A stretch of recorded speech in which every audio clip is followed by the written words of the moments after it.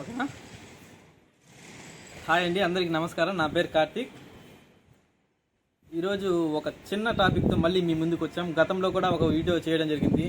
ఎవరైతే first time మన వీడియోలోకి వస్తూ ఉంటారో వాళ్ళు మర్యాదగా లైక్ చేయండి, షేర్ చేయండి, సబ్స్క్రైబ్ చేయండి. ఓకేనా?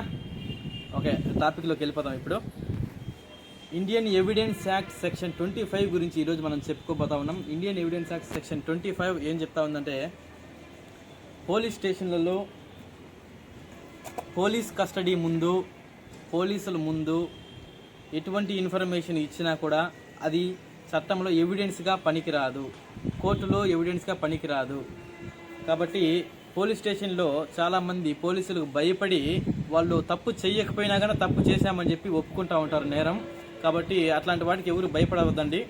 ఎందుకంటే సెక్షన్ 25 ఎవిడెన్స్ యాక్ట్ ప్రకారం పోలీస్ స్టేషన్లో ఏం జరిగినా కానీ అది ఎవిడెన్స్గా కోర్టులో చెల్లదు, పనికి రాదు. జడ్జిలు కూడా దాన్ని కన్సిడర్ చెయ్యరు. కాబట్టి ఈ సెక్షన్ని చాలా బాగా గుర్తుపెట్టుకోండి, మీకు చాలా ఉపయోగపడుతుంది. ఇప్పుడు ఇంకొక సెక్షన్ సిఆర్పిసి సెక్షన్ 162, సిఆర్పిసి 162 గురించి తెలుసుకోపోతా ఉన్నాం. 162 ఏం చెప్తా ఉందంటే, పోలీస్ స్టేషన్లో నువ్వు ఏం కంప్లైంట్ ఇచ్చినా, లేకపోతే ఏదైనా వాంగ్మూలం ఇచ్చినా, ఏదైనా సమాచారం ఇచ్చినా ఆ పేపర్లలో ఏ పేపర్ మీద కూడా సంతకం పెట్టాల్సిన అవసరం లేదు. ఎందుకంటే పోలీస్ స్టేషన్లో ఇచ్చిన వాంగ్మూలంలో మీ సంతకంతో పని లేదు, మీరు సంతకం పెట్టాల్సిన అవసరం లేదు. ఒకవేళ ఆ పోలీసు వాళ్ళు అడిగినా కానీ మీరు స్ట్రైట్గా చెప్పేయచ్చు, నేను సంతకం పెట్టము అని చెప్పి.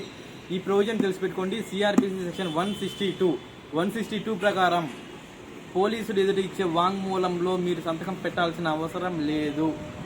క్లియర్ కట్గా తెలిసిపెట్టుకోండి. ఓకే,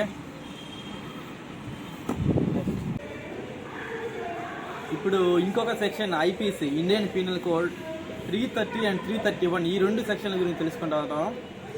330 ఏదైనా ఇన్ఫర్మేషన్ కోసం ఎవరైనా కొడితే, గట్టిగా బలంగా కొట్టినా, వాళ్ళకి గాయాలైనా కానీ ఐపీసీ సెక్షన్ 331 కింద 10 సంవత్సరాలు జైలు శిక్ష పడుతుంది. అంతేకాకుండా గాయాలు చిన్నవైతే మాత్రం 7 సంవత్సరాలు జైలు శిక్ష ఐపీసీ సెక్షన్ 330 ప్రకారం.